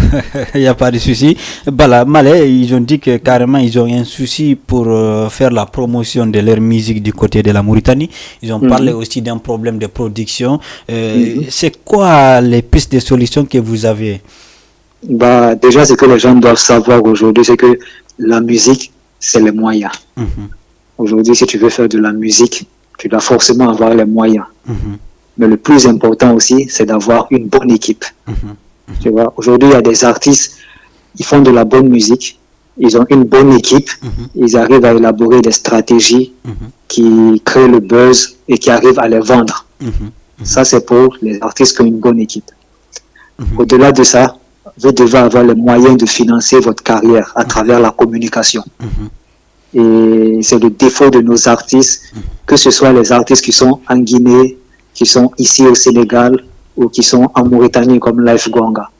Tu vois, ce sont de très bons artistes, mais aujourd'hui, ils n'arrivent pas à mettre des moyens financiers sur leur communication. Donc, c'est l'un des principaux problèmes. Voilà, tu as parlé tout de suite d'une bonne équipe. Voilà, quand tu parles d'une bonne équipe, c'est quoi une bonne équipe? Non, une bonne équipe, ça commence d'abord par une direction artistique, un bon manager. Il faut déjà que l'artiste sache quel genre de musique il fait, où est-ce qu'il est et où est-ce qu'il veut arriver. C'est grâce à ça qu'il choisit un manager qui a les mêmes ambitions que lui, qui peut le permettre d'arriver là où il veut arriver. Il y a ça. Et le manager, il va constituer aussi une équipe avec un community manager et avec un directeur artistique et voilà, avec plein de personnes derrière qui vont chacun contribuer à l'évolution de la carrière de l'artiste. D'accord. Voilà, on sait que voilà, ils nous ont dit carrément que du côté de la Mauritanie, c'est pas facile de voir, en tout cas, un Guinéen qui connaît très bien la musique. Aujourd'hui, comment faire si on est en Mauritanie et qu'on veut avoir un producteur hors Mauritanie? Bah, c'est pas facile. Déjà, ils s'autoproduisent eux. Et c'est une très bonne chose. Maintenant, pour avoir un producteur, il faut créer des produits qui sont susceptibles d'intéresser les producteurs qui sont à l'étranger. C'est ça, il faut faire de la musique qui arrive à convaincre ces producteurs qui sont à l'étranger. Parce qu'une fois que vous parlez d'un producteur externe, aujourd'hui, il faut savoir que vous devenez un produit. Et un produit, il doit être vendable. Donc, il faudrait que vous puissiez être vendable avant qu'un producteur puisse s'intéresser à vous pour investir sur vous, pour qu'il puisse avoir un retour sur investissement lui aussi. Donc, il faut déjà que vous, à votre niveau, vous puissiez faire des produits qui sont très intéressants, qui suscitent la demande pour que un producteur qui est à l'extérieur, il se dise, bah, il y a Life Gonga qui est là, ils font de la bonne musique, ils n'ont pas de producteur. Je suis sûr que si je mets mon argent sur eux, je suis sûr que je pourrais avoir retour sur investissement. Même si je n'ai pas de bénéfices, mais au moins je vais les aider à évoluer et moi aussi je vais pouvoir au moins récupérer ce que j'ai investi sur eux. D'accord. Voilà, on sait que voilà, toi-même tu es un producteur, tu figures dans une structure de production. Dites-nous, Malé, rapidement, est-ce que quand tu vois l'évolution de Life, ça vous intéresse pas par hasard? Bah, moi, c'est un groupe que j'aime bien. Maintenant, au-delà de ça aussi, il faut savoir qu'il y a la distance. Bien sûr. C'est difficile de produire un groupe qui est basé en Mauritanie. Nous sommes déjà ici au Sénégal. Tu vois, donc il y a la distance qui est un frein. Donc c'est le plus gros problème. Mais en tout cas, moi tout ce que je peux faire, c'est de les encourager à travailler. Et comme je te le disais tantôt, moi je suis un gros fan. Moi j'ai aimé Moussi, j'ai aimé encore Fétini là, et je sais qu'au-delà de moi, il y a d'autres personnes encore qui aiment. Donc qu'ils continuent sur la lancée là, que ce soit Malé, que ce soit quelqu'un d'autre, le travail ça paye. Je suis sûr qu'ils vont pouvoir décrocher un producteur qui est peut-être plus grand que Malé, peut-être à Sony, Universal, on ne sait jamais. Quoi. Tout à fait. Voilà. Voilà, Malé, on va toujours rester dans l'émission. Il y a Sista Asi qui est là. On a découvert aussi cette dame à travers l'émission qu'elle anime à Zik FM. Avec quel œil vous avez observé ses débuts? Bah, moi, je suis très fier d'elle. Hein. Je suis très fier d'elle. Beaucoup de courage et je l'encourage vraiment dans ce qu'elle fait. Miandam Mokia, tu vois. Mais par rapport à Golema, comme on le communique, qu'on voit qu'il a rien. Donc vraiment, je l'encourage dans ce qu'elle fait. C'est une fierté en tout cas, quoi, parce que c'est la première animatrice culturelle guinéenne ici au Sénégal. Okay. Tu vois, donc déjà quoi qu'il en soit, elle est rentrée dans l'histoire. Tu vois, et l'entour est vraiment, il y a la bande tout fait encore. Voilà, s'il s'agit d'un dernier message pour elle. Voilà, moi tout ce que je veux lui dire, c'est de garder la tête sur les épaules. Tu vois, tu vois, comme je le disais tantôt, surtout nous au niveau de notre communauté, tu vois, c'est très rare de voir des gens qui vont l'encourager. Moi personnellement, tu vois, mais si toutefois elle a besoin de quelque chose venant de moi, que ce soit des conseils ou quoi qu'il en soit, elle peut me contacter comme il y a eu, comme je vais le faire sans problème, quoi. Donc, beaucoup de courage à elle. Et, merci pour tout ce qu'elle fait pour la communauté guinéenne ici, pour la culture guinéenne ici. Malé, merci beaucoup d'avoir accepté notre invitation. Merci beaucoup. Merci à PDG Ori. Il n'y a pas de souci. Voilà. Ahedike Malé Kadi Bauto ADC Radio. En tout cas, dans mes remercie parce que genre l'a aidé vraiment ambition de ma envers un quoi. Donc la remercie de moi kala won do ko culture dans en tout cas mi weltanike mo. D'accord. Encouragement jidi no wodi mo. Voilà, en tout cas Malé marche sur les pas de ces radios.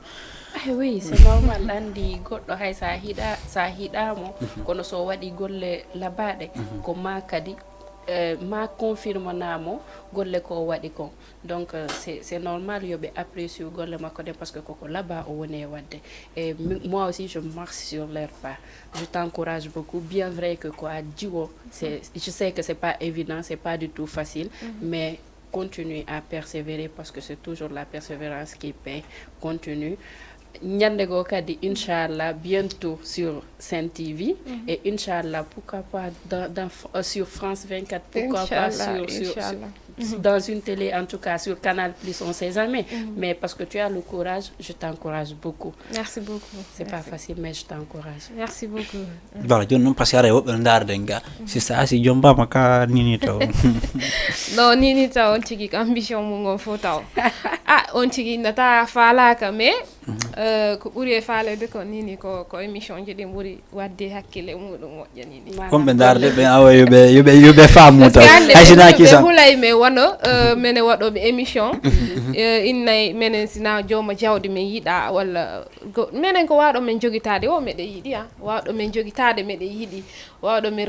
respecta ko men faala ko meɗe yiɗi quoi. D'accord.